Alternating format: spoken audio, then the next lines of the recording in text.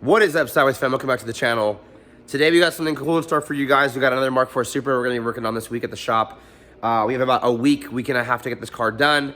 It's a right-hand drive Mk4 Supra, as you can see behind me. Let me go ahead and give you guys a few shots of the car, show you how clean the car is and what we're actually going to be doing, and then we'll start getting into it. Alrighty, guys. Look at this beautiful Mk4 Supra. OEM body. It's an NA auto car, right-hand drive, as we can see. Car itself is very clean inside. Let me go ahead and get the light on real quick. So just all OEM auto, beautiful, you know, because they're hard tops in Japan. You don't get very many Targa tops at all. So all in all, pretty cool. I've never seen these Mk4 rims before. I'm not sure if they're OEM or not. Mind my voice, I've been kind of sick with some allergies lately. But yeah, let's go ahead and go around. Car's underneath one of the other cars we're working on right now because we're kind of packed at the shop right now, but really nice, clean, you know, 94 Mk4 Supra. So we have an ABS car. A few of the ones we got were non-ABS. It just came out of factory like that. I'm not sure why this one has it, but it has it. Yeah, we're going to be pulling out the GE. We got a 2JZ GTE non-VVTi. We're going to be putting in this thing with a couple of our like kind of go-to normal things that we normally do. I always like the JDM side marker in the fender versus down here in the front of the bumper. Always super nice and cool to see. Only damage the car has itself is back here in the corner. He's got some scuffing down here at the bottom, but nothing major. Got a little bit of rust in the trunk, like some of the JDM cars always end up getting.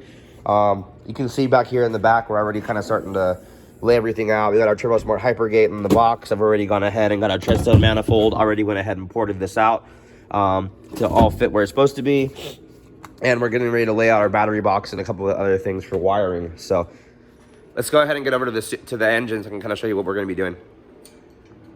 Alrighty, well, as you can see with the mess of stuff, it's all over the floor and everything. This is where we're at. OEM dampener broke coming off, which is not abnormal. Went ahead and stripped the intake manifold off. Car used to actually be in one of our other shop cars. This is one of our engines that we've had in the family for a long time. This car was already ran on E85 with 1000cc injectors on an old V1 system.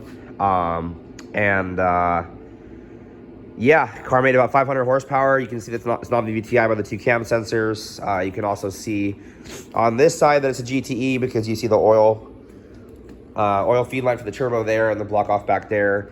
But overall, just super clean engine internally. Very happy about that. The engine had been like, you know, two-stepped and kind of used and beaten and kind of beat up and everything for years. So we're going to be doing a few things with this thing. We're going to be changing the oil pump to modified oil pump from Drift Motion. We're going to be going ahead and doing rod bearings. We're going to be doing rod bolts just because I'm pretty sure after all the years of abuse of this thing, it's probably going to be a little messed up in there. We'll be going ahead and putting in a billet tensioner and a billet trigger wheel on these because the trigger wheel for non-VVTi on the 12-wheel disc usually separate and the car will start. We're going to be putting in BC264 cams in this thing. Like I showed you in the Treadstone manifold, we're going to be installing that. Let me go ahead and show you the turbo real fast. So look at this big bad boy we got right here. We got the SP front cover. So the 3-inch inlet on the, so the 3-inch side right here with the 4-inch side right here with the anti-surge housing. So she's pretty big. This is going to be a, I believe it's a 67, 66. Let me double check the box. Yeah. So 67, 66 journal bearing with a billet wheel. I'll kind of show you how big it is next to my head. Hold on. Yeah, so she's a big girl. She's real big. Look at that. Yeah, so that thing's heavy as shit. It's supposed to be good for like 900 horsepower, so we'll see how that goes. As far as clutch, we got the Clutch Masters FX400 clutch here with the HDCL disc. So this is going to be the multi-friction disc for RM54. He does have a fully built Marlon crawler RM54 we'll be installing in this thing. It is right here. This is built like by Drift Motion probably, damn, 4 years ago, 5 years ago probably. So it's been Used for a while. Got the Marlon crawler VSS adapter right there in the trans to get the speedo working. So yeah, we got a whole bunch of stuff up here too. We got his whole right-hand drive assembly from Japan for his center console, his clutch pedal system, everything. Got his Mk4 digital touchscreen 3.5-inch display. All of his AEM Infiniti stuff, his fluid dampener, his Powerhouse Racing fuel hangers up there. Got his 1300cc injectors here already as well. So, I mean, we're pretty much there. Looking real good. So what I'm doing right now is I'm going to go ahead and remove the timing belt. You can see kind of how old it is right here. We're going to put a brand new OEM 201 on it. And I mean, I don't really see too much leakage. I mean, there's a little bit of oil over here, but I don't see anything much by the cam seals. We're still going to be replacing them, obviously. We'll be changing the idler to a new idler. We'll be putting billet tensioner on here. And like I said, the Powerhouse Racing billet trigger wheel as well. And we'll be also obviously replacing the hydraulic tensioner too, since we're doing everything brand new on this thing. Luckily, he's got a nice brand new alternator. So yeah, this thing should be cleaning up pretty good here in a few minutes. Let's go ahead and get this thing pulled apart. Just wanted to show the inside of the pan. Everything looks okay.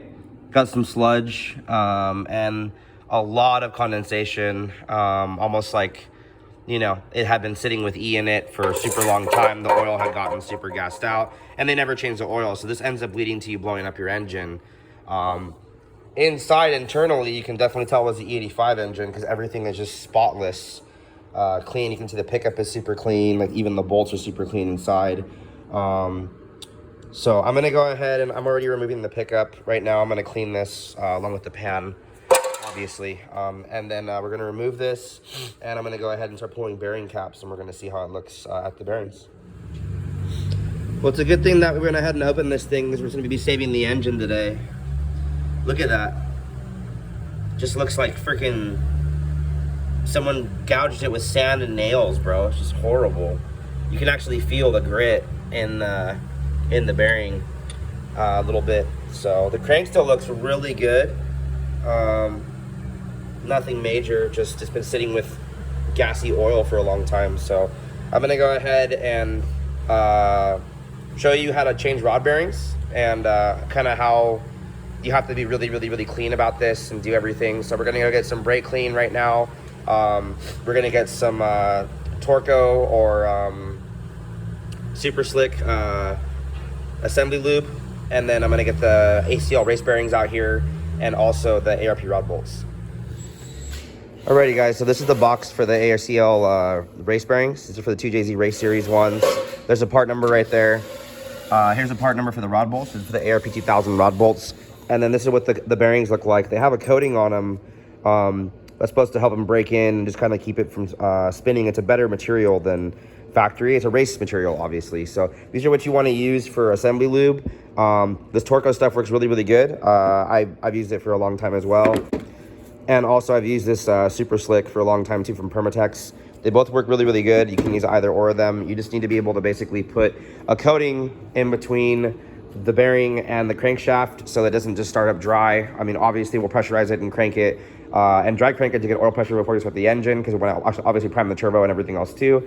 But let me go ahead and get one down and then clipped in for you guys, and I'll show you guys how it's supposed to be done.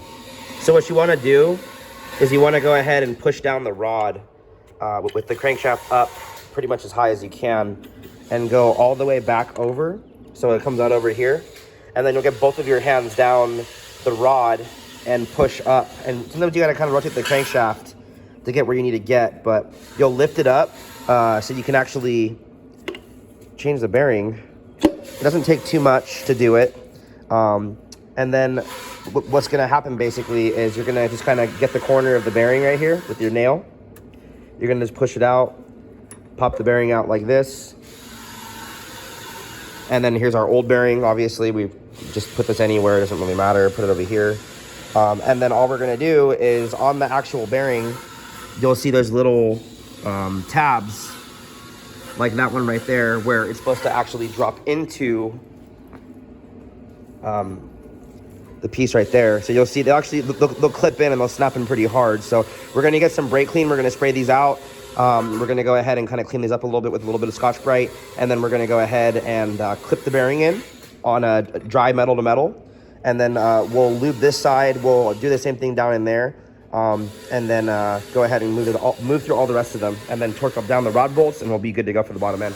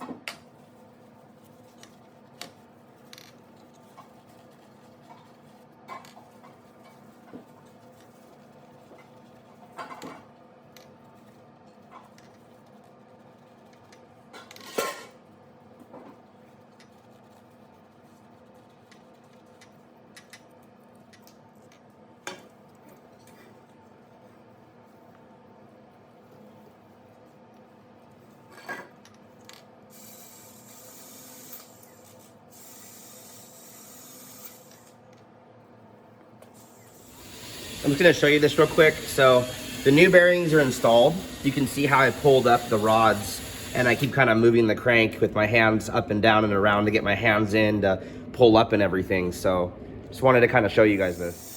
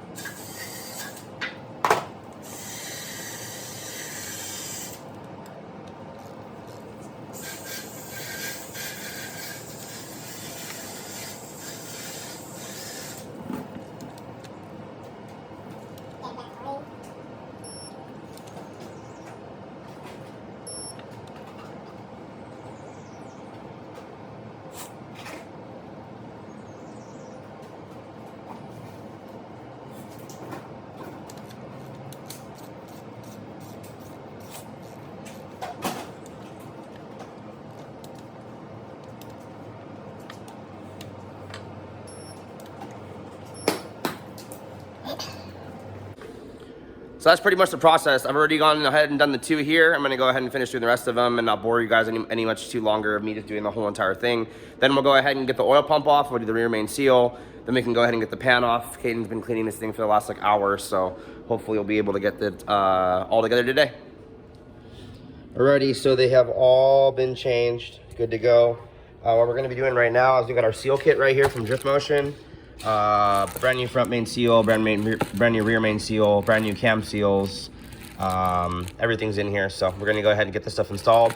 We got our brand new modified oil pump from Drift Motion, where they'll go ahead and port the oil pump. It's an OEM GTE oil pump. These things are pretty expensive. They're almost $420 after shipping and tax, I believe. So, but definitely worth the money. So we're gonna go ahead and get this installed. Since the front of the engine is torn off, we're nice and clear. Change some seals, get it all together. Let's go. Alrighty, guys. So we can see the new oil pumps installed with the new front main seal. BC264 cams are installed. You can see the BC part numbers in the back of the cams. So we're going to be going ahead and putting on the front cover now for the cam gears. We'll go ahead and tighten everything down, get the new crank collar put on, get timing locked in, and then we can put the front of the engine back together. Come up too. Alrighty, guys. So as we can see, Drift Motion billet tensioners installed, new idler, new bolt, new hardware. Powerhouse Racing billet, trigger wheels installed. That'll never break again on him. We got a brand new OEM Toyota timing belt we're going to be installing, and a brand new tensioner we're going to be installing as well. Thank God it's new and it has a pin in it. Won't have to worry about timing belt breaking or snapping. So let me go ahead and get this on real quick, and then we can tidy at the front. Just like that, we're all on. Everything's all put down. Do not forget, you guys, to put this on. If you do not, your timing belt will walk into your front cover, and it'll destroy your front cover, and it'll also possibly knock the belt off. So don't make that mistake. Also want to go ahead and go over this. If you don't want that to happen to your crank pulley, go ahead and buy one of these fluid dampener pulleys. They are the Shiznit, and it's the only one that I run. I'm not really a big fan of the ATI because you have to machine the actual pulley to make it fit. This one will bolt right on. Looking really, really good. Caden's getting the big boy precision, big girl. Ready? So we're gonna be getting that bolted on, and then she should be pretty much done for today. Alrighty, guys, it's a new morning. I'm here at the shop. Caden went ahead and did a whole bunch of work yesterday. I'm gonna go ahead and run you through on the 2J, and we're gonna go ahead and end this video out. So we're looking really good. Caden went ahead and wrinkle blacked the valve covers, went ahead and got the intake manifold installed, power steering pumps kind of set on there for now. Got the FMS 1200s installed already. Looking really, really good. Fuel rails bolted on, AN fittings are done. We already went ahead and did all new hardware, gaskets, and everything on the coil packs and everything. In here, go ahead and pop this off and show you real fast. We've already put all the coil packs in, new plugs, gapped them out, and also insulated all the coil packs because the non-VVTIs are kind of notorious for cracking. So I want to just go ahead and do that. So all the coil packs are insulated and done. His precision is on here. Kind of hard to see because of the lighting out here, but she's a big girl. And we went ahead and wrinkle blacked that as well. Treadstone manifold's already on. Wastegate's already on. Oil pan's been resealed. Obviously, you saw us do everything yesterday on the other stuff. And rear main seal's been done. So pretty much we're just going to give her a quick little scrub, get everything done. We're going to put on his heater hookup down here. I got to weld these off real quick. Do a few little odds and ends things, but we're going to go ahead and put the harness on today. We got to put our oil filter adapter on and a few other small things. I don't know why he didn't do that yesterday, but it's looking really, really, really good. So I hope you guys enjoyed this video for Victor's Mark IV. His engine's looking super, super, super top notch. Can't wait to get it in the car. We're going to be getting a few cars done this month. Basically, you'll be seeing a video soon on my Mark II Supra. That's right here. We have the S13 on the rack that's going to be going on dyno. And then Victor's car that's going to be getting done this month as well. So 3 cars coming at you guys real soon. Probably another series of, let's just say, 2, 3. So maybe like 8 or 9 videos that are going to be coming out this month on all the stuff that we're doing this month. So hope you guys enjoyed the video. Hope you guys enjoyed watching. Till next time, guys. Peace.